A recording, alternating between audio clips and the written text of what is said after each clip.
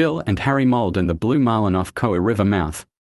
In the summer of 1955, Bill Mould and his brother Harry, both born in 1893 and 1894, were renowned figures along the Kowie River. The Mould brothers had seen their fair share of hardships in life, but none more harrowing than their time in the trenches during World War I.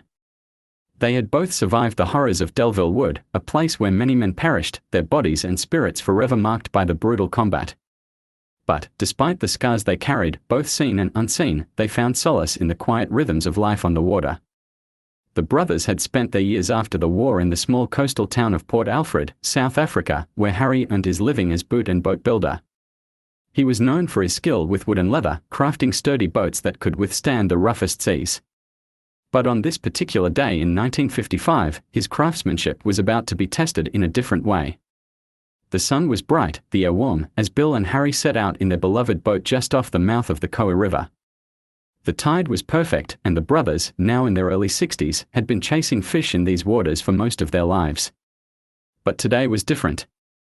They had heard whispers of a blue marlin in the area, a prize catch that would test even the most experienced fishermen. Bill manned the wheel of the boat while Harry, ever the more rugged and steadfast of the two, took his place by the reel. The brothers had fished together for decades, their bond forged through years of hard work and war. Harry, despite his age, was still strong, though his hands, scarred by years of manual labor and the trauma of the Great War, had started to show signs of wear.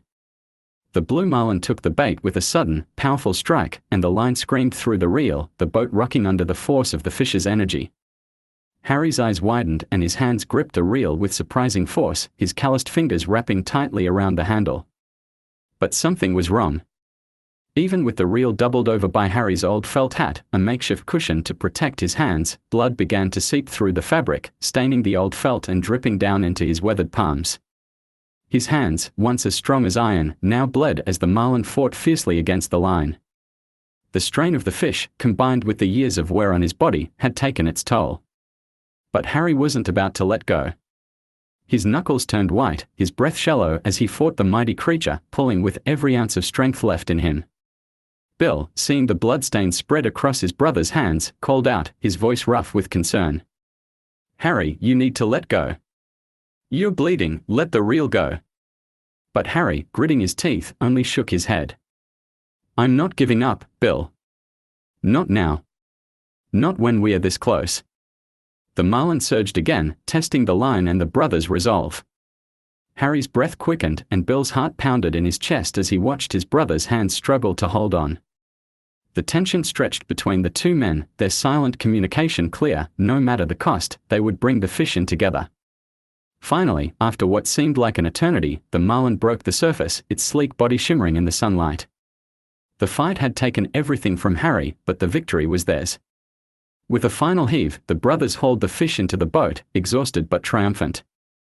Harry, his hands trembling from the exertion, finally allowed himself to collapse into a seat, his blooded palms still clutching the old felt hat that had saved him from worse injury. Bill, his face lined with years of sun and salt, slapped him on the back with a smile. "We did it, Harry.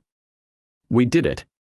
And in that moment, despite the blood, the pain, and the years that had passed, they both knew that this catch, the triumph of a lifetime, was more than just the marlin. It was a testament to their survival, their resilience, and the bond that had held them together since the dark days of Delville Wood. The Mould brothers had fished the Kowie River for years, but that day, as they watched the sun dip below the horizon, they knew they had just caught something far greater than a fish. They had caught a memory that would live on long after their hands had stopped bleeding.